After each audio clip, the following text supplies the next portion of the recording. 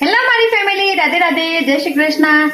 તો જો ભાઈ આજે મહેમાન આવ્યા છે અમારા ઘેર, મતલબ મારા ફઈને આવ્યો છે તે ઈવોના માટે અમે લોકો બનાવીએ છીએ થોડું જમવાનું। પહેલા અમે છે ને દાળ બાટીનો પ્રોગ્રામ બનાવ્યો હતો, તે ફઈને ના પાડી કે અમે દાળ બાટી નહીં ખાવી, મતલબ ફઈને બાટો નહીં ભાવતો એટલા માટે।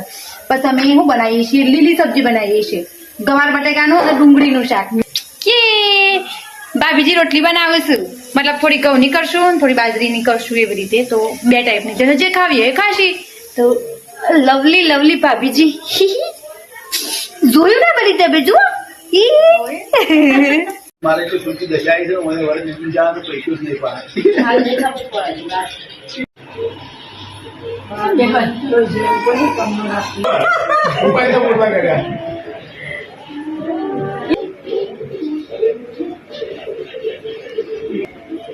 હા આઈ ગયો, અપ્પર અપ્પર આઈ ગયું।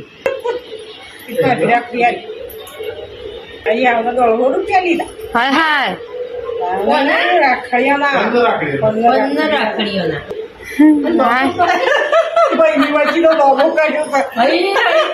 પપ્પાન હાટાનો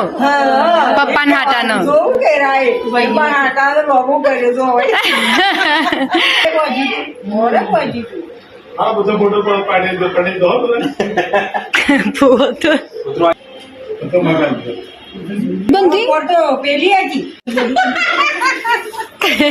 મામો કરે ત્યાં ખાસી બધી સાર લઈને લોકો આવી જશે ઘેર, બે ટ્રેક્ટર ભરીને સારો આવીશ બાસી।